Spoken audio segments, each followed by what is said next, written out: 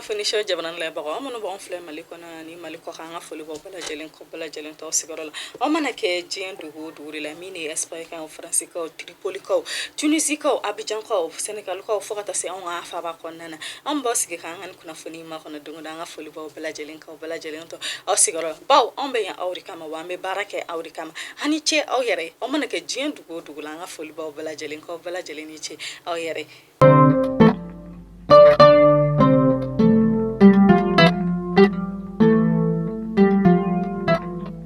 bietene me kalo kile kono to samba fla ani mugan fla kuna fina demna na samba demna nga jamana nyama colonel Assimi Goita ale yere dipina sigira fanga la ko ni ye baro do sin kisigi senka nga chaketa bela jelena nambo obulo ko monte de couleur no yere de ko ni ye drapeau la yele mi yere ni jamana nyama na yere ko ni ayira ka fasa ko wala sa jamana hale ka bonya kuma be ani wakati be ko jamana drapeau ko ni kan la yele jamana barake oro bela jelena mi yere ni jamana nyama yere yo barake bi kuluba aka barake oro la o ko enkene ka ba barake oro mo bela jelena me fokata se president nyogoma mi namba foko alisa ko akili nyuma mimbe nga president no de Assimi Goita kalisa ko ala hanya kadama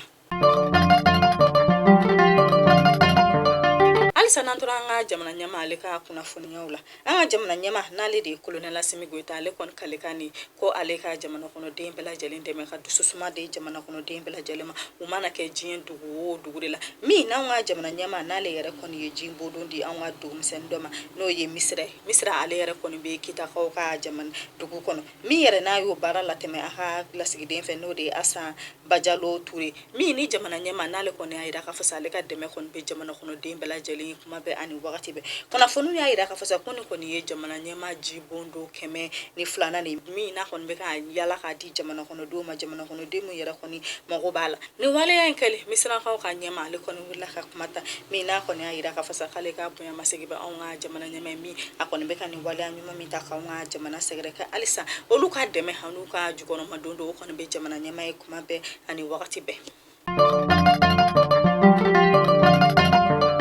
alisa ameto anga jamana nyama ka kuna funala ka kaini anwa cheba miyere ne beba do na lere ke misaba na lere kon nga wili ka jo fanga ka boko sebe farafina duku kon baw alekal kan ko fo farafina ka hakile asoro ko fo farafina aleka bon nazara ka jo jurula fo ka se farafina ka bela jelin ka wari glaire be ka se ka bo français fala o ke misaba ono nga jamana nyama colonel Assimi Goita re tume nyogonyela kuluba miyere ni nyogonye nu kon ya ira ka fasa ko nyogonye kon tara bolifen ka fe miyere kon temena u jimisra fe ko sebe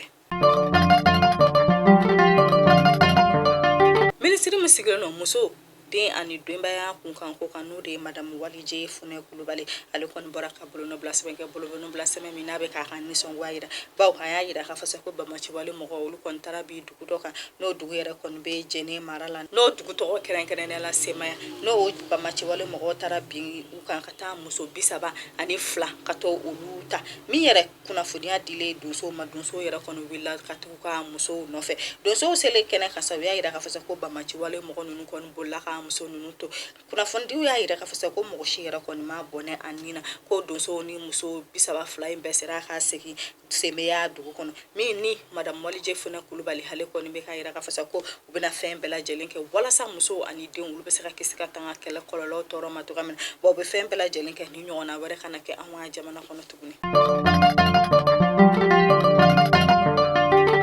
ministre musigile no siraba ko kun hanko kanade de madame Dambele Madine ale kone bara do kurumu kare bara mi yere na ko nga ngon dala jayoro la no be wuli ko torto l'Afrique o bara yere ko do mi yere ko kun keren kelen no siraba kan kasara kololo dani sirama farafina du kono baw mi bara yere ko ni nyina ta ko ni kera sam bafla ani kile fota se sam bafla ani bisama manu yo baro kurumu karle ministry ale koni ya ira ka fasa ko siraba kan kasaro kololo kelele ko o yere de koni yolu ka bare olu hamina hanu mirida o de kuma be ka siraba kan kasara ko kololo da sirala baw aya ira ka fasa ko samusa ko siraba ale be mo million ana kun kan fen siraba bo oridu mi na kon be kan ni chauffeur bela jelen fesa bela jelen ka bu don wala sa do kon be se ka bo siraba kan kasara ko la to ya mina baw ndiko ko siraba kasara ateta siraba bo loko mi nalsa na ba ni chauffeur fe u bela jelen ku hakili to siraba sharawla wala sa do be se ka bo siraba kan kasara ko la tugun mi yere na hakili na jigi ko mi yere kon ye mo chama ndu skun kami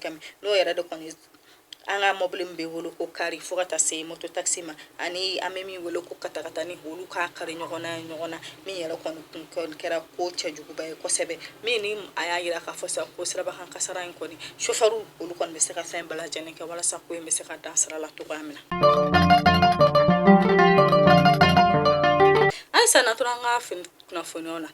papa mambi ale yere koni tunye fintigla mo ka nyama na mo wele ko expected na le ka baraka ro tumbane no 3e arrondissement ka kayni on asebene kala mi yere balla ka tunu no to gore birama turi ni alisa ale ka tunu ni nye bere ma soro ala papa mambi yere konna le anga fintigla mo yere koni ta kare papa mambi la mi ya ira la ka foko depini birama turi na le yere koni funtana papa mambi ale koni humbulla ka ti do ko francika o ka jamana kono ri kuna fondo la do ya ira ka fasa kwa kayni fanga tigla mo mun yere koni me fanga la kolu yere do kontunya wajibiya aka buli ka nyama duko kata francika o ka jamana kana ona tabe papa mambi ale kon segle on a faba kona nga fintila mo olu eta karala min yere no o kon kunchara on a be mako so bala no be yule ko MCA alsa o kuna foni kelen kon na ayda la ka fa ko papa mambi ale kon tale MCA kon na kai crise cardiaque piqué min yere ni kon ya abo kaso kono ka punda l'hôpital so kan wala sa absira ta ayda frake to gamina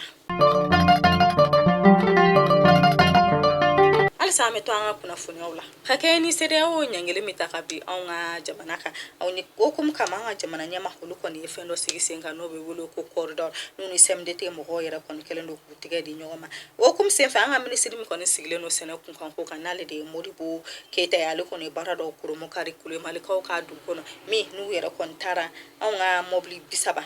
ni kori toni keme flak ba hono ko kunda gine ka ka porika mi yere barabe kono kera kure malika o ka dugu kono ni ana ministry nyon to be o keneka fo ata se ministry mi yere kono ka ko bele no sraba ka kan kuma ani ministry mi yere sigle no fere ani bayla maliko kan kula ulu kon to meni keneka ka de meni baraina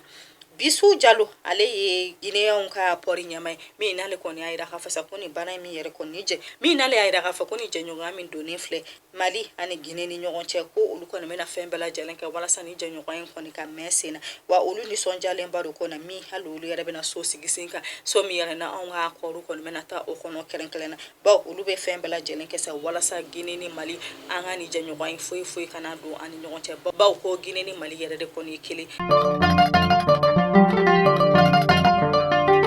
ministry mi sigilo no waro ko tan kun kan ko kan fokata se chaga da mi sigilo no jate da kun kan ko la no be ko Institut National de la Statistique bureau central du recensement olu kono willa ku ka barata ko duruna ko mu kare barami yara no kono yaira kabina ke juin kalo clé fla fokata se juin kalo clé fla masamba fla ani muwani fla mi nu yaira ka fasa ku kono kala no ka ma ba kele na kun kan fene labe munu mena jigi an ga fa ba marada nanina ka jigi dugu kono wala sa kono be se ka jamana kono donda hake keren lendo wala sa ni bara be se ka latege ka nye to gamna be yaira ka fasa ko milliard tan kele na kun kan fe ore bina bo wala sa ni bara ka se ka la wala ka nye mi yara kono mena clan to kala mi yara mo mun kon taleno kani bara en ke fokata se mo mun blaleno kani bara en la kolosi ani nyema min bula kulu bela jelen kon ka sarabe na bo ni milliard tan kele na kun kan fe na mi nu kon ba ni jamana kono de bela jelen fe ko bela jelen ka jawfe ku deme wala sa ni bara en ta ko duruna mi nu kon mena wuli ka la wala abse ka nyow bolo ka nyoto gamna nu sera jamana kono de kelen na ma ko bela jelen kon ka kuna foni jelen duma baw ni kuna foni nu bina to sa mali de hake da mi o bina don mali mo ko jolibe mali kono dem seni jolibe mali kono mo ko roba jolibe mali kono fokata se ake chake da jolibe on nga fa ba kono u honi ba ni jamana kono de bela jelen fe nu willa ka se minu ma ko ka kuna foni ya jelen duma bela jelen ka son ka kuna foni ya nyena mandi nu ma wala sa mali de hake da o be se ka don to gamina jamana nyama colonel Assimi Boita ale kon boraka la sigidin saba wara sigisenga na yere o baraka jumadu a mekalo kle woro aka baraka woro la no obe wole ko kuluba wala sigidin saba namba wole ko ambassadeur lu kon menata baraka keren yala midi Brazil ka jamana urayom darabi saudit ka jamana ani Washington ka jamana no el ameriki Ibrahima Jallo ale la sigide mi yere kon menata Brazil ka jamana kono Bubakar Garujal ale lasigide miminata urayom darabi saudit kaw ka jamana kono Seku Berte ale lasigide miminata Washington kaw ka jamana kono no el Amerique dugudo ni lasigide saba uni jamana nyama nyogoni ke nyogoni minin jamana nyama koni aka bara tablo fi ka seben keren kenen dima seben mi ni lasigide saba kono mina sekata anga jamana nafani ko kan jamana na mina me do ke ko alaka bara nyaka du uma amta ko kibarula nasira ko kibarula ila fasa ko Nigeria on ka pankuru olu bela jalen jolono baw ko ka keni tajimi yara kono be ke pankuru kono na mo wulo ko kerezan ko o songo yela no bi ko sebe Nigeria ko ka dugu hono mi ka keni Ukraine ni bisika kele ko pankuru e taju be koni songo yela mi ni taji yara na o konto me soro Nigeria ko ka dugu kono muka ana kun kan fema mi yara ka songo kono selo no fema bi ko fo mi meta sefo kemen bina na kun kan fema o kum kono na sa Nigeria ko olu kono yu ka pankuru bela jelen jo fola wala sa fora bi se ka soro akola to gamina alisa nantura ko kan kibarola ameta wurudugu no ye Abidjan oluka sharia somba tama nyama nambo wule ko Assemblée nationale o nyama andaba maka wule solo manude Amadou Soumaoro na me do ko alaka bada dalino wayai Mali kuna fonisho jabran leba wonu kuna fonda madama de kuma bulu ka daw bala jalen kulu kan ba fa ko bala jalen ni che aka kulo manjola amba ka wakati ta kuma be kan ngani kuna fonion lam kan ngani barangi jambulu anga foli bo bala jalen ka bala jalen to ansigero la ama foko alaka bala jalen sagodima am kelingele na hamina ko manake mi alaka bala jalen hamina ko buli ka banka akambe kuna foni woro kene ka inshallah